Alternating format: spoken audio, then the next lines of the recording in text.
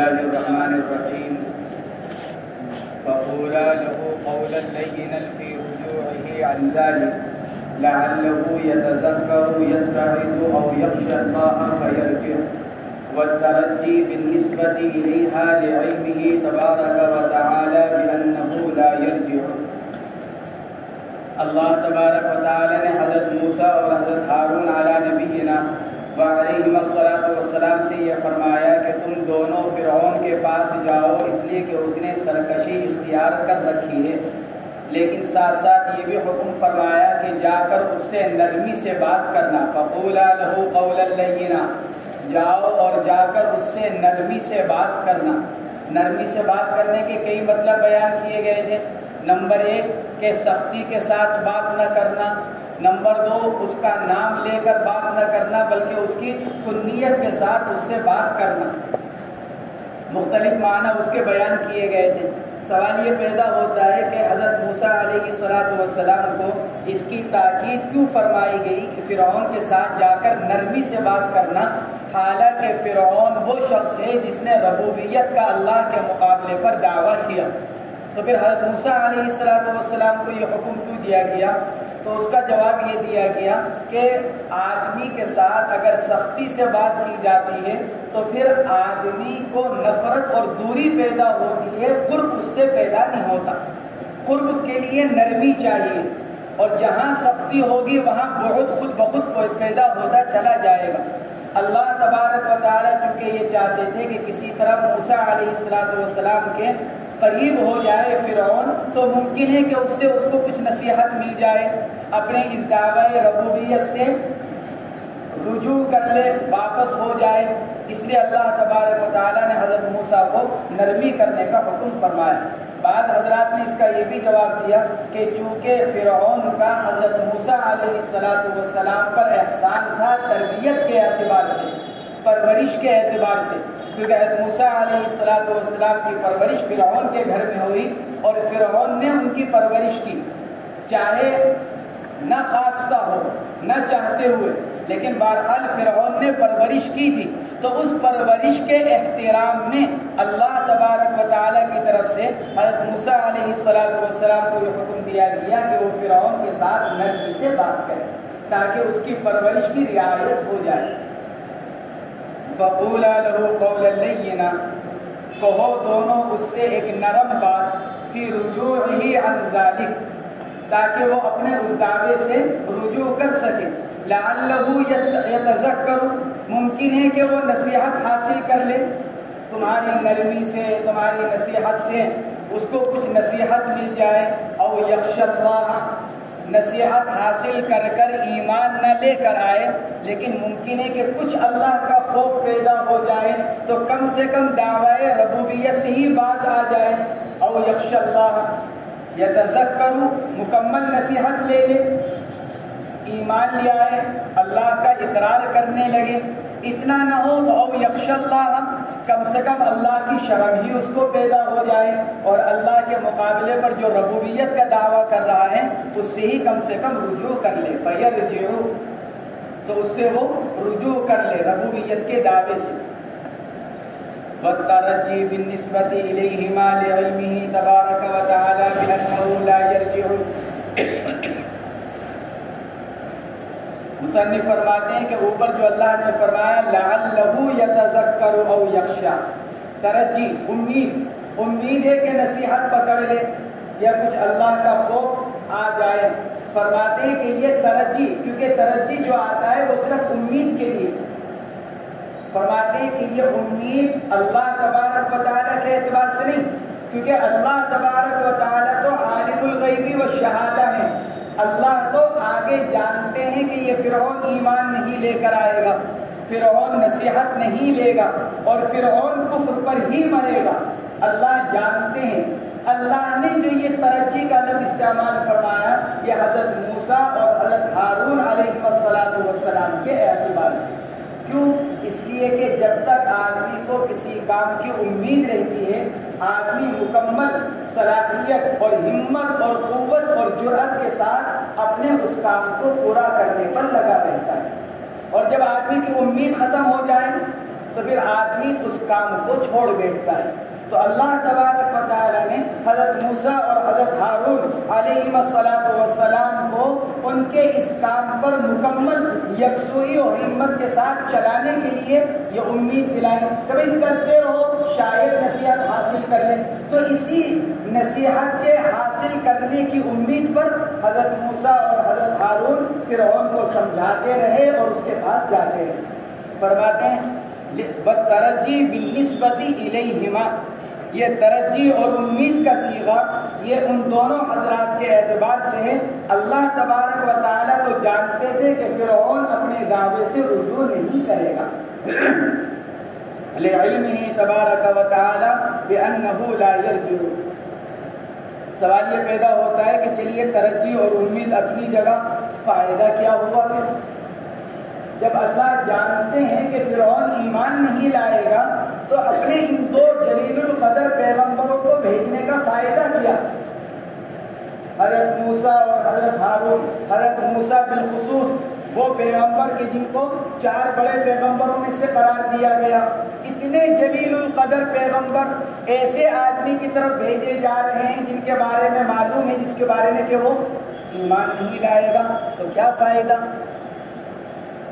مفسرین نے لکھا ہے کہ فائدہ یہ تاکہ اتمام حجت ہو جائے اور کل قیامت کے دن اللہ کے سامنے یہ عذر بیان نہ کریں کہ اے اللہ میں نے ربوبیت کا دعویٰ کیا کیونکہ میں جانتا نہیں تھا، میں پہچانتا نہیں تھا، مجھے کچھ معلوم نہیں تھا۔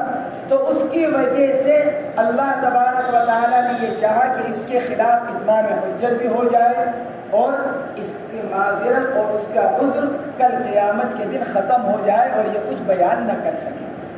اس لیے اللہ تبارک و تعالیٰ نے حضرت موسیٰ اور حضرت ہارون علی نبینا علیہ السلام کو ان کی طرف بھیجا۔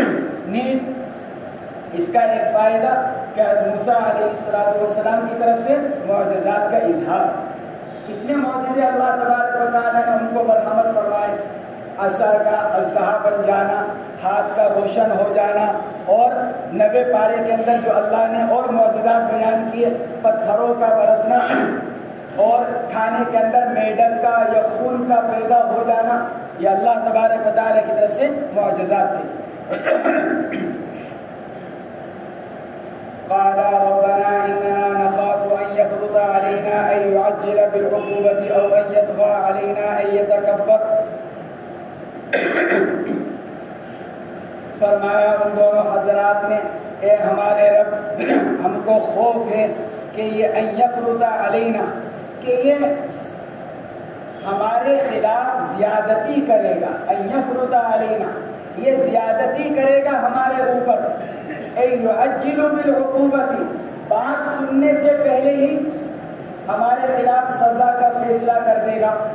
موسیٰ علیہ السلام کو اصل خطرہ تھا کہ میں نے ایک قبطی کو قتل کر رکھا ہے، جب میں واپس جاؤں گا معلوم نہیں میری بات کو سنے یا نہ سنے، میری بات کو سن کر اللہ کی طرف سے میری رسالت پر جو مجھ کو دلائل اور معجزات دیے گئے ہیں معلوم نہیں ان کو دیکھنے تک انتظار کرے یا نہ کرے۔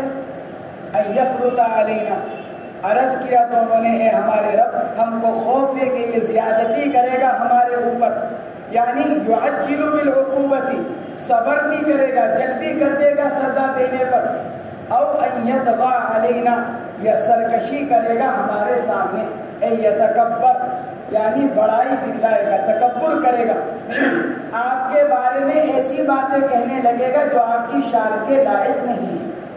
تکبر کا مطلب ہی کہ آدمی دوسرے کے مقابلے میں اپنی بڑائی، حق کے مقابلے میں حق کو چھپانا اور گمراہی کو اختیار کرنا۔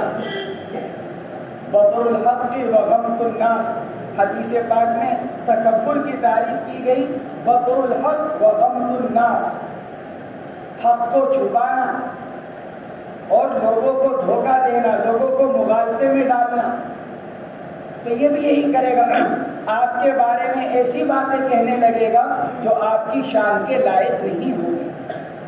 قال لا تخافا انني معكما بعوني اسمع ما يقول وارى ما يفعل۔ اللہ تبارک و تعالیٰ نے فرمایا کہ تم دونوں خوف نہ کرو، لا تخافا، نہ خوف کرو تم دونوں.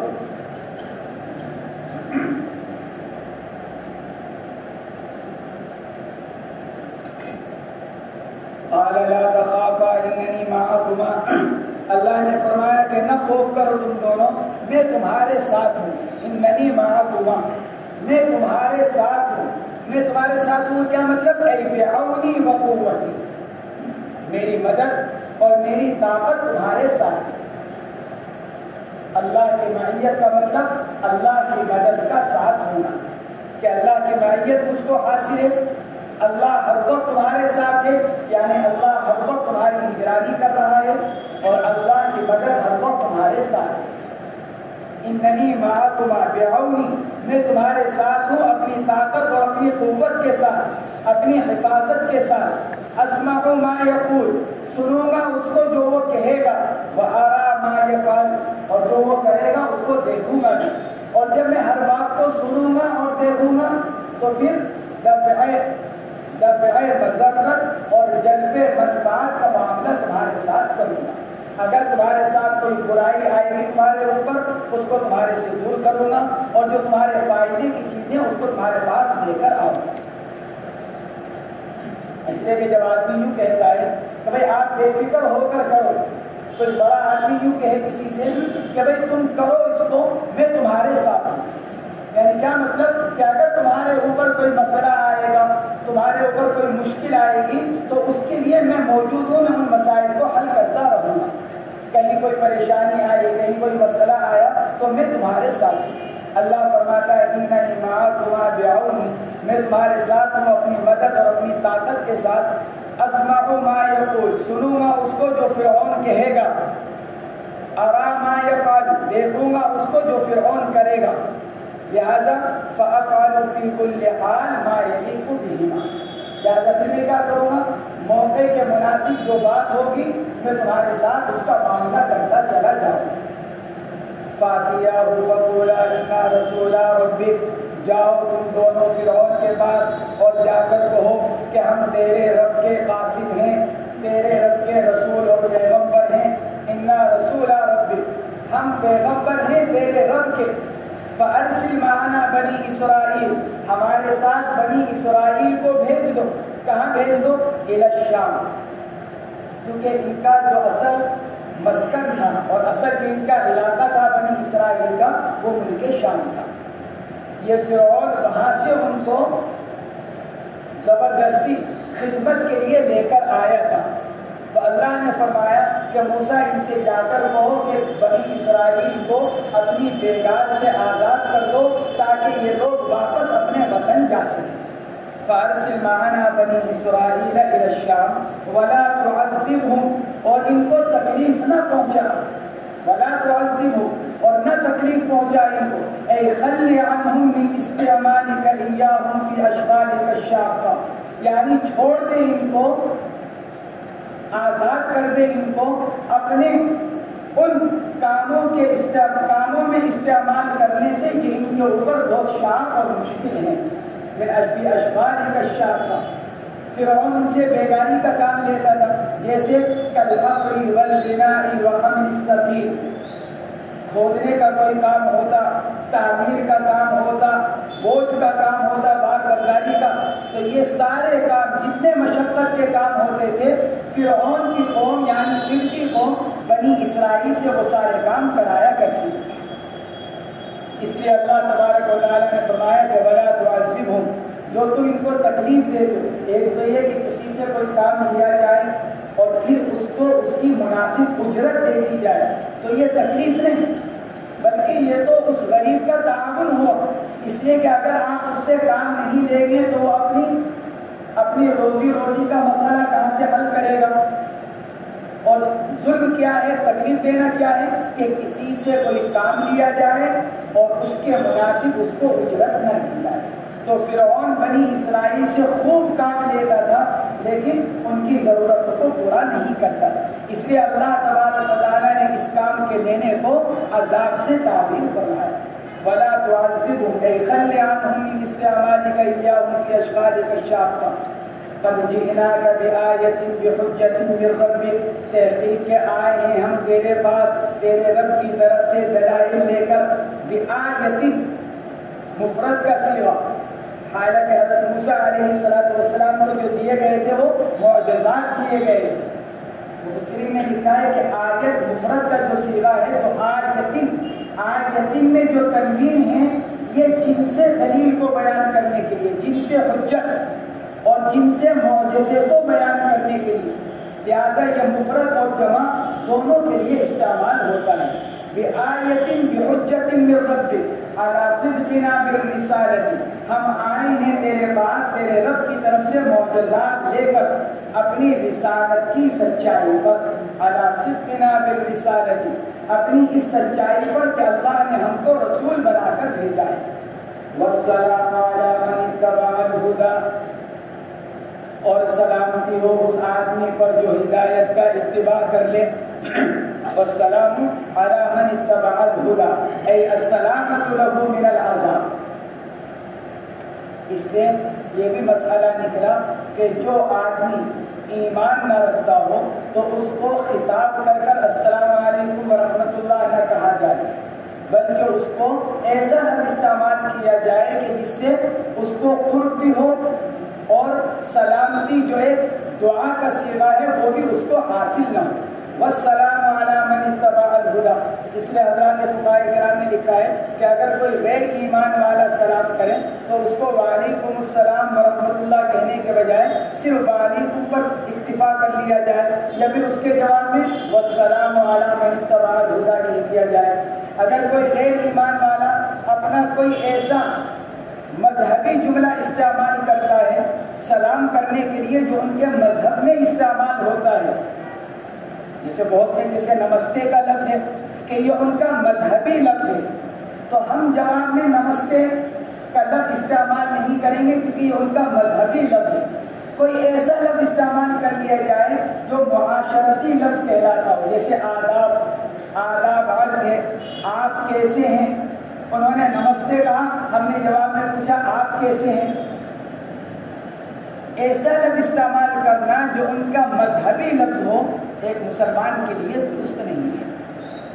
حضرت موسیٰ علیہ السلام کو اللہ تبارک و تعالیٰ نے کیا تعلیم دی؟ موسیٰ اس سے جا کر کہو والسلام علی من اتبع الہدی، سلام کی اس آدمی پر جو ہدایت کا اتباع کرے. انا قد اوحی الینا ان العذاب علی من کذب وتولی، اور تحقیق وحی کی گئی ہے ہماری طرف کہ عذاب اس آدمی پر ہوگا جو جھٹلائے گا اس دین کو یا اس شریعت کو یا ان احکامات کو جس کو ہم لے کر آئے ہیں، وتولی، اور اس سے اعراض کرے گا. انا قد اوحی الینا، ہم پر وحی کی گئی ہے کہ عذاب اس آدمی پر جو جھٹلائے، سلامتی اس آدمی پر جو ہدایت کا اتباع کرے، اور عذاب اس آدمی پر جو اس ہدایت کو جھٹلائے.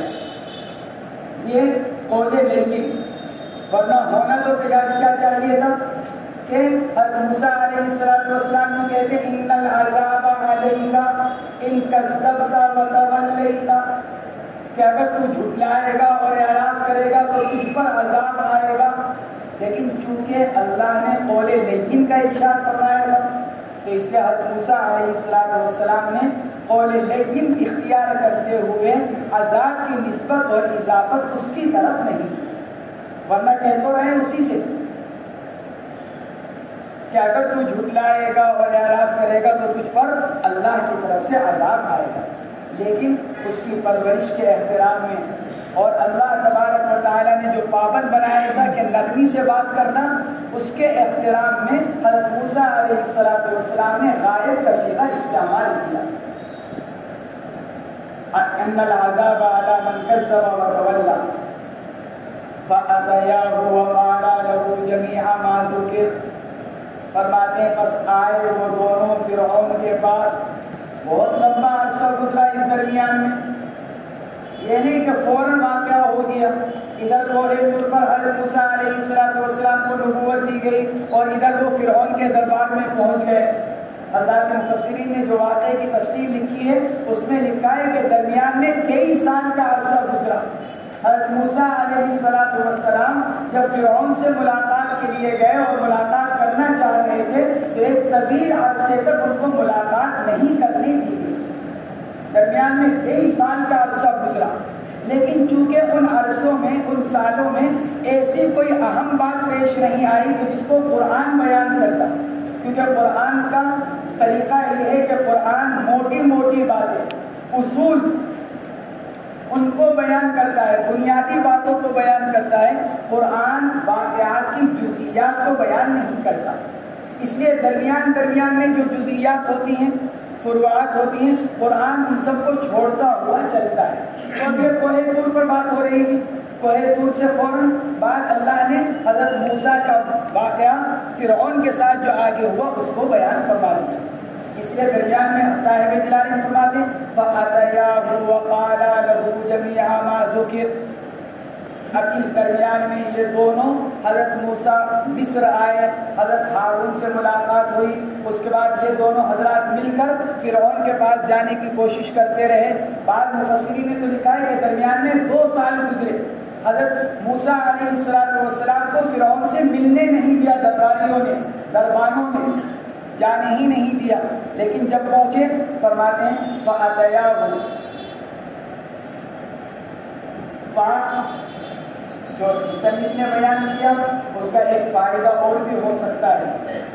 اللہ تبارک و تعالیٰ کے اس کوہ طور پر کلام کے واقعے کے بعد مصنف نے لفظ فا سے بیان کیا. فَأَتَيَاهُ کیا مطلب کہ فوراً اللہ تعالیٰ کے حکم کی تعمیل میں فَأَتَيَاهُ اللہ نے جو موسیٰ اور ہارون علیہ السلام کو حکم فرمایا وہ دونوں فوراً اس حکم کی تعمیل میں لگ گئے. اس کے اندر تاخیر نہیں کی. یہ نہیں سوچا کہ بھئی ذرا حالات ذرا مناسب ہوں گے، موافق ہوں گے، ذرا اور لوگوں پر محنت کر کر تھوڑا سا لوگوں کو اپنے ساتھ جوڑ لیا جائے، اس کے بعد فرعون کے پاس جایا جائے تاکہ اگر کوئی معاملہ پیش آئے تو کچھ لوگ ہمارے ساتھ بھی موجود ہوں. کہ نہیں، چونکہ اللہ کی طرف سے حکم فرعون کے پاس جانے کا ہوا تھا، اس لیے یہ دونوں فوراً کس کے پاس گئے؟ فرعون کے پاس گئے. گویا کہ اللہ تعالیٰ کے حکم کی تعمیل میں فوراً لگ گئے. فَأَتَيَاهُ آئے وہ دونوں فرعون کے پاس اور کہا ان دونوں نے فرعون سے وہ تمام بات جو اوپر ذکر کی. قَالَ فَمَن رَبُّكُمَا يَا مُوسَىٰ. جب حضرت موسیٰ علیہ السلام نے آ کر توحید کی دعوت دی، اپنے بارے میں بتایا کہ ہم تیرے رب کے رسول اور پیغمبر ہیں، تو فرعون نے پوچھا فَمَن رَبُّكُمَا يَا مُوسَىٰ. کہ کیوں؟ اس لیے کہ فرعون تو اپنے آپ کو رب سمجھتا تھا اور رب کے معنی پرورش کرنے والے تھے، اور فرعون نے ہی حضرت موسیٰ کی بھی پرورش کر رکھی تھی. جیسے دوسری جگہ اس کا قول نقل کیا گیا أَلَمْ نُرَبِّكَ فِينَا وَلِيدًا. کیا ہم نے تیری پرورش نہیں کی بچپنے میں؟ ہم نے نہیں پالا تجھ کو؟ تو اس لیے فرعون نے پوچھا فَمَن رَبُّكُمَا يَا مُوسَىٰ، میرے علاوہ اور کون ہے تمہارا پالنے والا؟ فَمَن رَبُّكُمَا یہاں تسنیہ کا صیغہ، فَمَن رَبُّكُمَا تم دونوں کا رب کون ہے میرے علاوہ؟ یا موسیٰ، نام کس کا لیا؟ حضرت موسیٰ کا. پہلے تسنیہ فَمَن رَبُّكُمَا تم دونوں کا رب کون؟ کیونکہ اصل رب تو میں ہوں، سب کا رب میں ہوں، تو تمہارا رب نیا کون پیدا ہو گیا؟ یا موسیٰ، اے موسیٰ بتلاؤ، تم بتلاؤ. حضرت موسیٰ ہی کا نام کیوں لیا؟ ایک تو جواب اس کا وہ ہے ہی کہ حضرت موسیٰ چونکہ اصل ہیں اور حضرت ہارون علیہ السلام اگرچہ رسول ہیں لیکن تابع ہیں، ان کو بطور تعاون کے حضرت موسیٰ علیہ السلام کے ساتھ اللہ تبارک و تعالیٰ نے بھیجا. اس لیے فرعون نے بھی خطاب حضرت موسیٰ علیہ السلام سے کیا. بعض مفسرین نے لکھا ہے کہ نہیں، یہ فرعون کی شرارت تھی. کہ کیوں؟ اس لیے کہ فرعون یہ تو جانتا تھا ان دونوں کے بارے میں کہ موسیٰ فصیح زبان نہیں استعمال کرتے. اب یہ ایک مناظرے کا موقع آ رہا ہے، یہ مجھے اپنی اللہ کی وحدانیت کی طرف دعوت دے رہے ہیں اور میں اپنی قوم کو اپنی ربوبیت دکھلانی ہے مجھے. تو ایک مناظرہ اور مباحثے کا موقع آ رہا ہے اور اس کو لوگوں کے سامنے ہو سکتا ہے سوال و جواب کی ضرورت پیش آ جائے. اور وہ جانتا تھا کہ فرعون کے موسیٰ علیہ السلام کی زبان میں لکنت ہے، بول نہیں پائیں گے بلا تکلف. اور اس کے ان کے برخلاف حضرت ہارون علیہ السلام بڑے فصیح اللسان، ہوا افصح منی لسانا. حضرت ہارون فصیح اللسان. تو فرعون کی شرارت یہ تھی، وہ یہ چاہتا تھا کہ میرے مقابلے پر کون بولے؟ موسیٰ بولے، تاکہ باتوں کا آدھا ادھورا جواب ملے اور اس کا اثر قوم پر پڑتا رہے، قوم ان کی طرف متوجہ نہ ہو. ہارون لمبی چوڑی تقریر کریں گے اپنی فصاحت اور بلاغت کے ساتھ. ہو سکتا ہے کوئی آدمی ان کی طرف مائل ہونے لگے ان کی تقریر کو سن کر، ان کے جوابات کو سن کر. اس لیے فرعون نے خاص طور سے حضرت موسیٰ کا نام، فمن ربکما یا موسیٰ تم جواب دو کہ کون رب ہے. قال فمن ربکما یا موسیٰ اقتصر علیہ لأنہ الاصل.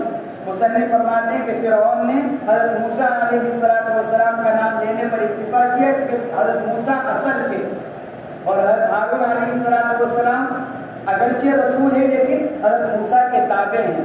ولی ادلالہ علیہ بالتربیت، نیز اس کے حسن سلوک کی وجہ سے حضرت موسیٰ علیہ السلام پر تربیت کی وجہ سے، کیونکہ اس نے حضرت موسیٰ علیہ السلام کی تربیت کر رکھی ہے، تو تربیت کی وجہ سے ایک طرح کا ربوبیت کا تعلق قائم تھا. کیونکہ رب کے لغوی معنی پالنے کے، جیسے 19ویں پارے میں الم ربک فینا ولیدا، ماں پرورش کے معنی ہے. تو ولی ادلالہ علیہ بالتربیہ، ان کے اوپر چونکہ اس نے احسان کر رکھا تھا، ان کی پرورش کر کر، اس لیے اس نے خاص طور سے حضرت موسیٰ علیہ السلام سے پوچھا کہ تمہاری پرورش تو میں نے کی، تمہیں پالا میں نے ہے، تو تمہیں پالنے والا دوسرا کون پیدا ہو گیا؟ ولی ادلالہ علیہ بالتربیہ. یہاں اس نے رب کی اضافت ان دونوں کی طرف کی، فمن ربکما یا موسیٰ. رب کی اضافت اپنی طرف نہیں کی بطور تکبر اور سرکشی،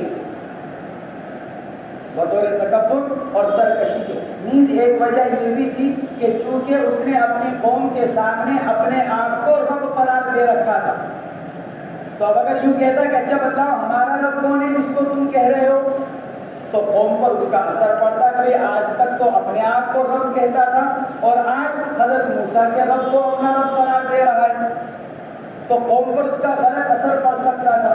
اس لیے فرعون نے رب کی اضافت اپنی طرف کرنے کے بجائے ان دونوں حضرات کی طرف.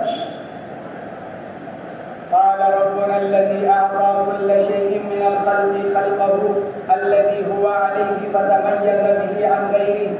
حضرت موسیٰ علیہ السلام نے فرمایا ہمارا رب وہ ہے جس نے دیا ہر ایک چیز کو، مخلوق میں سے ہر ایک کو اس کی بناوٹ، خلق بناوٹ، شکل، خلق کے معنی شکل اور بناوٹ، صورت.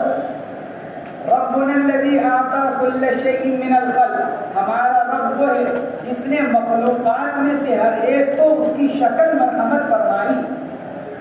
الذی علیہ، الذی ہوا علیہ، وہ شکل جس پر ہر مخلوق ہے. انسانوں کو انسان کی شکل دیتا ہے، جانوروں کو جانور کی شکل دیتا ہے، پھر جانوروں میں جو جانور حیوان جس جنس کا ہے اس کو وہ شکل دیتا ہے. نباتات، جمادات، ان سب کو ان کی وہ شکل دیتا ہے جو اللہ نے ان کے لیے طے کر رکھی ہے. ورنہ انسانوں کو جانور کی شکل، جانوروں کو انسان کی شکل، حیوانات اور پتھروں کو نباتات کی شکل اگر دینا چاہے تو دے سکتا تھا، لیکن اللہ وہی شکل دیتا ہے جو شکل اس نے متعین کر رکھی ہے. کس کے لیے؟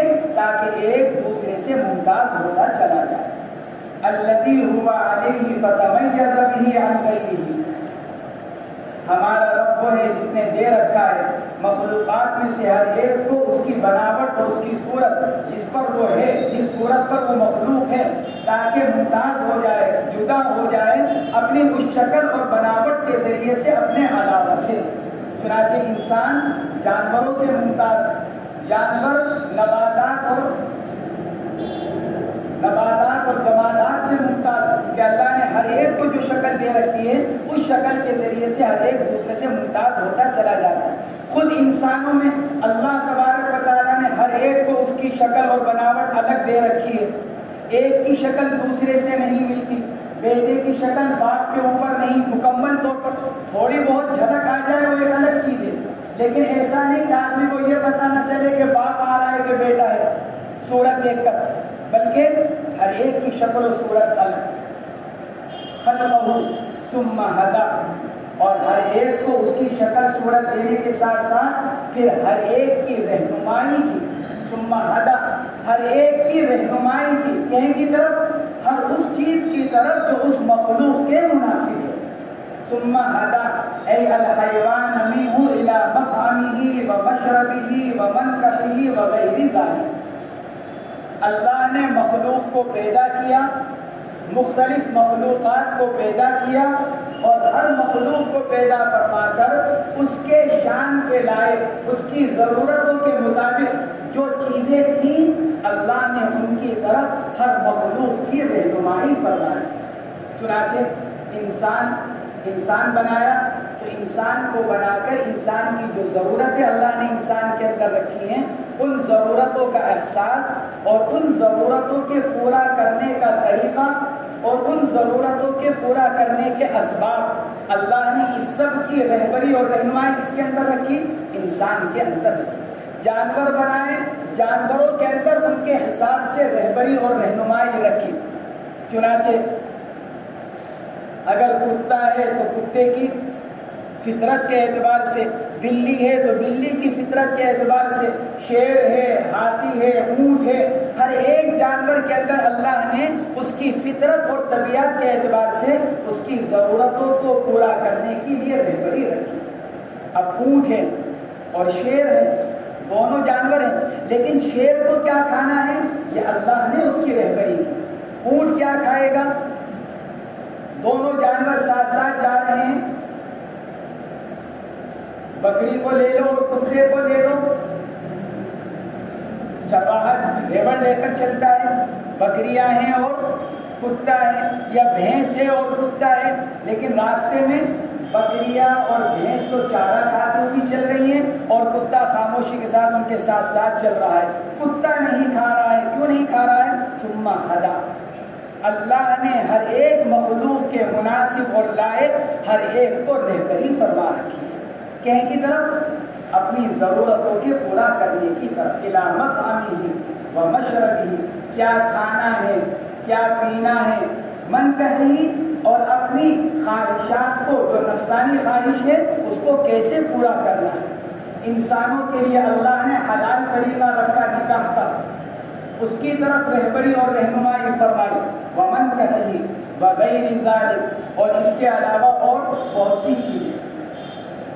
قال فرعون فما بال حال القرون الامم الاولى، جب فرعون نے دیکھا کہ میں تو سوچ رہا تھا کہ شاید موسیٰ اتنا اچھا جواب نہیں دے سکیں گے، کیونکہ فرعون تو یہ سمجھ رہا تھا کہ موسیٰ کی زبان میں لکنت ہے، موسیٰ بول نہیں سکیں گے، موسیٰ نے ایسا جواب دیا، قال ربنا الذي اعطى كل شيء خلقه ثم هدى، تو فرعون کو یہ خطرہ ہوا کہ کہیں ایسا نہ ہو کہ اگلا میں کوئی سوال کروں اللہ کی وحدانیت سے متعلق یا موسیٰ کی رسالت سے متعلق اور موسیٰ پھر ایسا ہی فصیح اور بلیغ جواب دیں، اور لوگ یعنی جو بیٹھے ہوئے ہیں درباری وہ ان کی طرف مائل ہونے لگے۔ تو فرعون نے وہ جب سوال کیا اگلا جس کا توحید اور رسالت سے کوئی تعلق بھی نہیں، اور اس کا جواب بھی ایسا مشکل کہ اگر موسیٰ اس کا صحیح جواب دیتے ہیں تو جتنے لوگ بیٹھے ہوئے ہیں وہ موسیٰ سے متنفر ہو۔ فما بال القرون الاولی، موسیٰ اچھا ذرا یہ تو بتلاؤ کہ جو پچھلی قومیں گزری ہیں جو بت پرست تھیں بقول تمہارے، جنہوں نے توحید کو اختیار نہیں کیا، ذرا یہ تو بتلاؤ وہ کہاں ہیں؟ اور موسیٰ کا جواب کیا ہوگا؟ ہم فی جہنم فی عذاب اللہ تعالی، کہ وہ کہاں ہیں؟ اللہ کے عذاب میں۔ جہنم میں، یہی جواب بھی ہے۔ اس لیے فرعون نے اس سے دو فائدے حاصل کرنے چاہے۔ نمبر ایک، حضرت موسیٰ علیہ السلام کے جواب کا جو اثر فی الحال ہو رہا تھا وہ ختم ہو جائے، اور دوسرا اب اس سوال کے جواب پر موسیٰ علیہ السلام جو جواب دیں گے اس سے قوم متنفر ہو جائے۔ فما بال القرون الاولی، موسیٰ کیا حال ہے پچھلی امتوں کا، قرون اے الامم، مرنے کے بعد ان کا کیا حال ہوا؟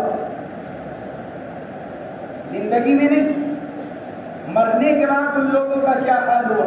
کقوم نوح وہود ولوط وصالح، کس بارے میں؟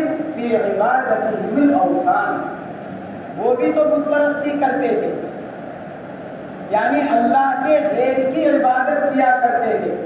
تو پھر اللہ کے غیر کی عبادت کرنے کی وجہ سے ذرا یہ بتلاؤ کہ وہ بدبخت ہیں یا نیک بخت ہیں، جنت میں ہیں کہ جہنم میں ہیں؟ حضرت موسیٰ علیہ السلام نے جو اس کا جواب دیا وہ اس کے اس سوال سے اعراض کرتے ہیں، سوال کا جواب بھی، لیکن اس کے ساتھ ساتھ جواب وہ دیا کہ جس سے قوم متنفر اور دور نہ ہو۔ فرمایا قال موسیٰ علمها عند ربی فی کتاب، حضرت موسیٰ علیہ السلام نے فرمایا کہ ان لوگوں کے حال کا علم تو محفوظ ہے میرے رب کے پاس لوح محفوظ کے اندر۔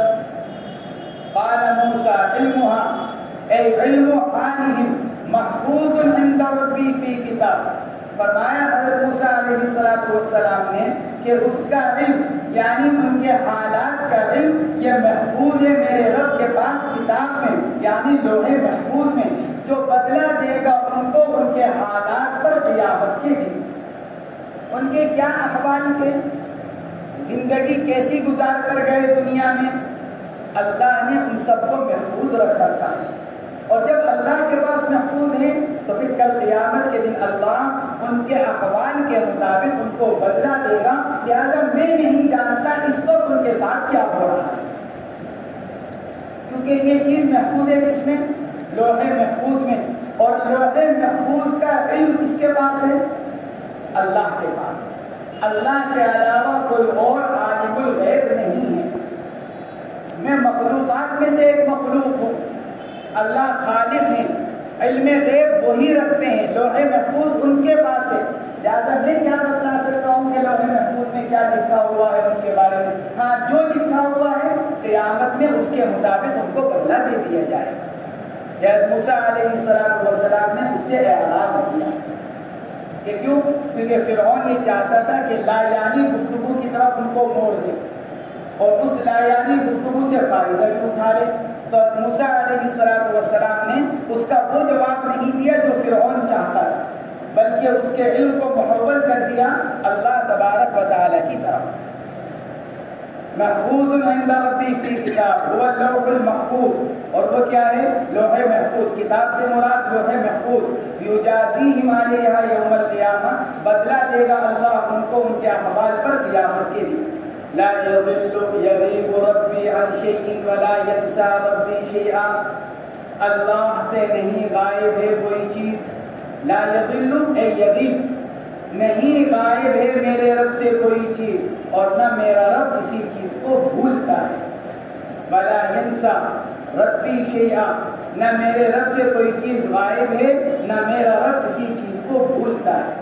حضرت مجاہد رحمہ اللہ فرماتے ہیں دونوں جملوں کے ایک ہی معنی ہیں، لا یضل ربی ولا ینسى، دونوں جملوں کے ایک ہی معنی ہے کہ کیا؟ میرے رب سے کوئی چیز مخفی نہیں ہے، اللہ سب جانتے ہیں، میرے رب سے کچھ چھپا ہوا نہیں ہے۔ لیکن اکثر مفسرین فرماتے ہیں کہ نہیں، دونوں میں فرق ہے، لا یضل ربی ولا ینسى، دونوں کے اندر فرق ہے۔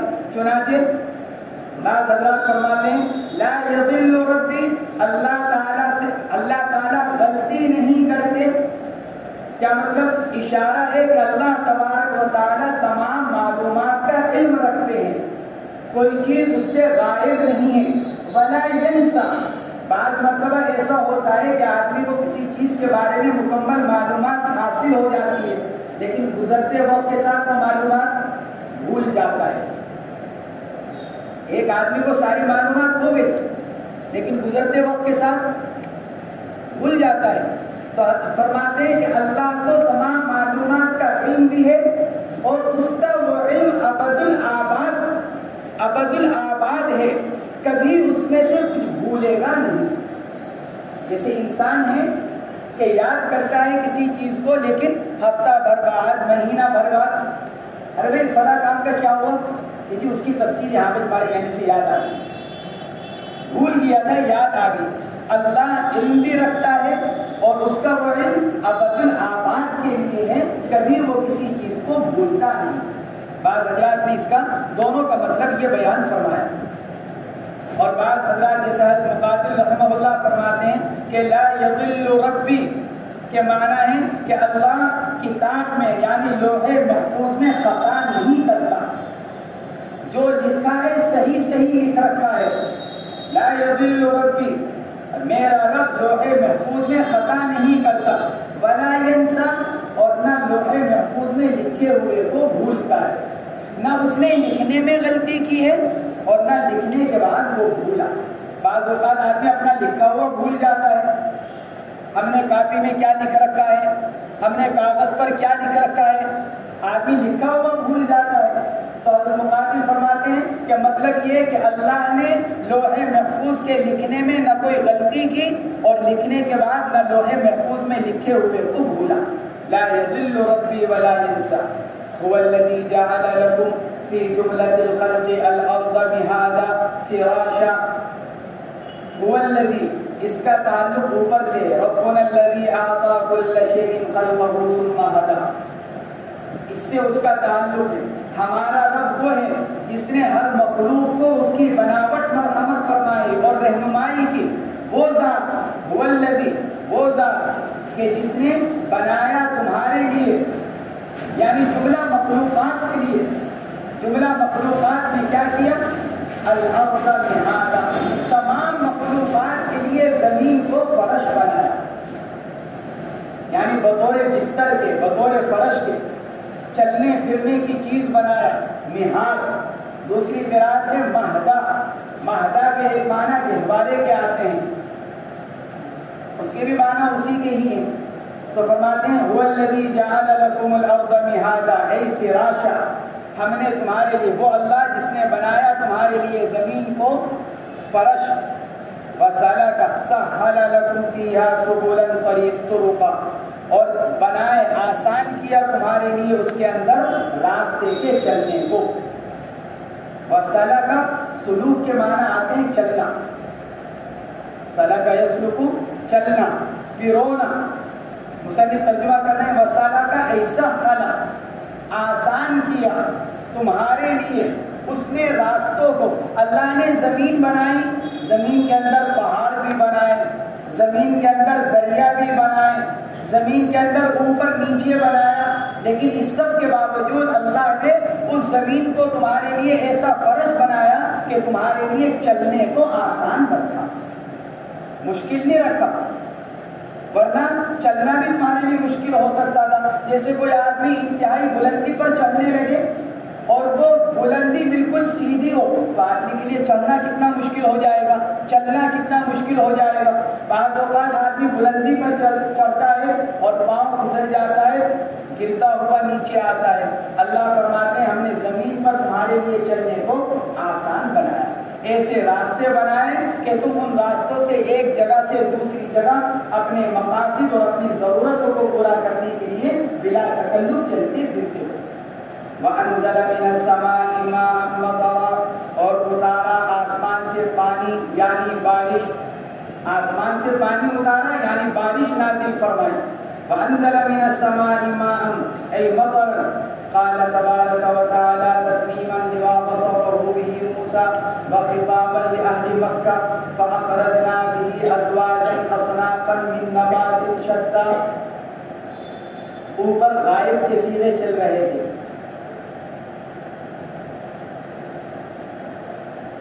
هو الذي جعل لكم الأرض مهادا وسلك لكم فيها سبلا وأنزل من السماء ماء.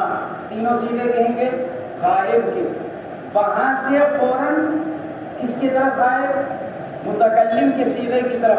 وَأَنزَلْنَا مِنَ السَّمَاءِ وَأَخْرَجْنَا بِهِ أَزْوَاجًا مِّن نَّبَاتٍ. مصنف فرماتے ہیں کہ اوپر وَأَنزَلَ مِنَ السَّمَاءِ مَاءً. صاحب جلالین فرماتے ہیں یہاں آ کر حضرت موسیٰ کا کلام پورا ہو گیا. وَأَنزَلَ مِنَ السَّمَاءِ مَاءً یہاں آ کر حضرت موسیٰ علیہ السلام کا کلام پورا ہو گیا. قال تعالی تتمیما